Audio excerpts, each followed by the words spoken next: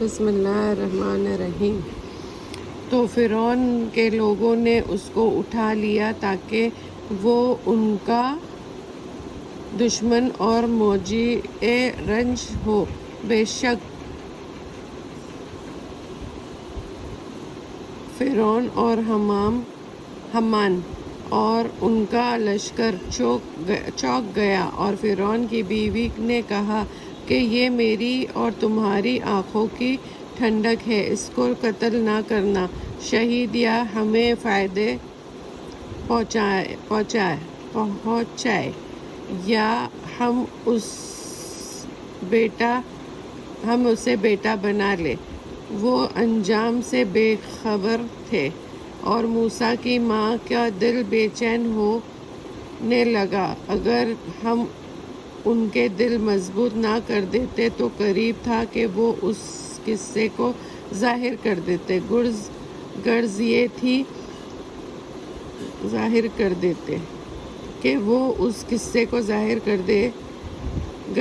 تھی کہ مومنوں میں رہے، اور انہوں نے موسیٰ کی بہن سے کہا کہ اس کے پیچھے چلی جا، تو وہ اس کو دور سے دیکھتی رہی اور اس کو کوئی خبر نہ تھی۔ ہم نے پہلے ہی اس پر دایوں کے دودھ کو حرام کر دیا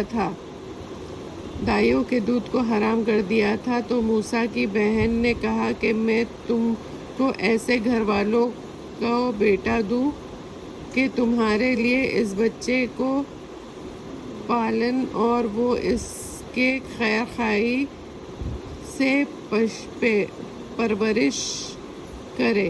تو ہم نے اس طرح موسیٰ کو ان کی ماں کے پاس پہنچا دیا تاکہ ان کی آنکھیں ٹھنڈی رہیں اور وہ غم نہ کرے، اور اس کو یہ معلوم ہو جائے کہ اللہ کا وعدہ سچا ہے، لیکن اکثر لوگ نہیں جانتے۔ اور جب موسیٰ بھرپور جوانی کو پہنچ گئے اور مستحکم ہو گئے، تو ہم نے ان کو حکمت اور علم عطا کیا، اور ہم نے لوگوں کو ایسے ہی بدلہ دیا کرتے ہیں۔ اور وہ شہر میں اس وقت داخل ہوئے جب شہر کے باشندے بے خبر ہو رہے تھے، تو دیکھا کہ وہاں دو شخص آپس میں لڑ رہے تھے، ایک تو قوم موسیٰ سے تھا، دوسرا ان کے دشمن کی قوم سے تھا۔ تو جو موسیٰ کی قوم سے تھا اس نے مدد مانگی موسیٰ سے اس شخص کے مقابلے میں ان کے مخالفین میں سے تھا۔ تو موسیٰ نے اس کو موقع رسید کیا تو اس کا کام ہی تمام کیا۔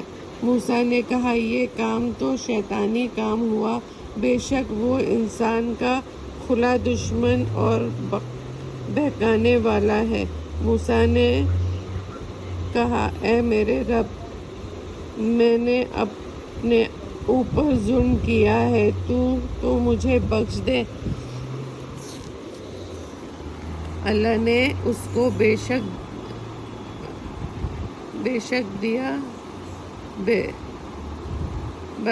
دیا۔ اللہ نے اس کو بخش دیا، بے شک اللہ ہی بخشنے والا اور رحم والا ہے۔ موسیٰ نے کہا اے میرے رب، تو نے چونکہ مجھ پر مہربانی کی ہے تو میں کبھی مجرم کی مدد نہیں کروں گا۔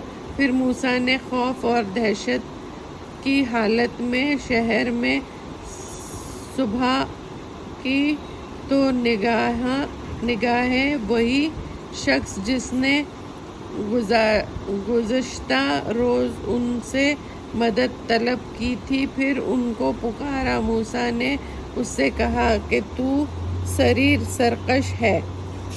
جب موسیٰ نے ارادہ کیا کہ اس شخص کو جو ان دونوں کا دشمن ہے، پکڑ لے۔ تو وہ جو اسرائیلی تھا بولا، جیسے کل تم نے ایک شخص کو مار ڈالا تھا، اسی طرح چاہتا ہوں کہ مجھے مار ڈالو۔ تم تو یہی چاہتے ہو کہ ملک میں ظلم و ستم کرتے پھرو، اور یہ نہیں چاہتے کہ صلح کروانے والوں میں سے ہو جاؤں۔ اور ایک شخص شہر کی طرف سے دوڑتا ہوا آیا اور بولا کہ اے موسیٰ، شہر کے رئیس مشورہ کر رہے ہیں کہ تم کو مار ڈالے، پاس یہاں سے چلے جاؤ، میں تمہارا خیر خواہ ہوں۔ پاس موسیٰ وہاں سے ڈرتے ڈرتے نکل پڑے کہ دیکھا کیا ہوتا ہے، اور دعا کرنے لگے، اے میرے رب، تو مجھے ظالموں سے نجات دے۔ اور جب موسیٰ نے مدین کی طرف رخ کیا تو کہنے لگے، امید ہے کہ میرا رب مجھے سیدھا راستہ بتا دے۔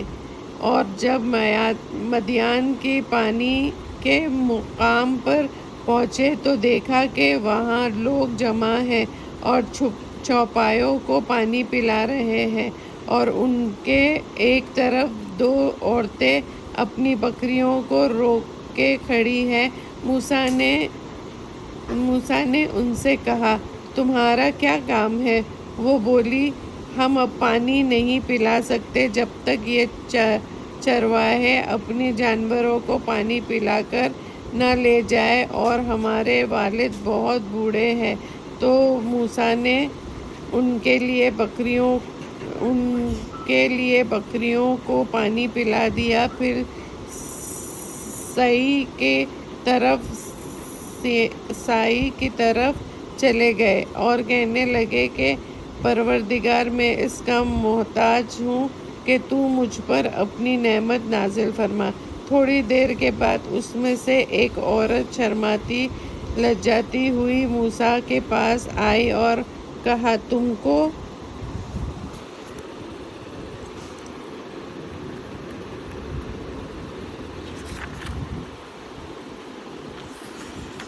میرے والد بلا رہے ہیں تاکہ جو پانی تم نے ہماری خاطر پلایا تھا اس کی اجرت تم کو دے۔ جب وہ ان کے پاس پہنچے اور ان سے اپنا قصہ بیان کر دیا تو انہوں نے کہا، خوف نہ کرو، تم ظالموں سے تو بچ کر آ گئے ہو۔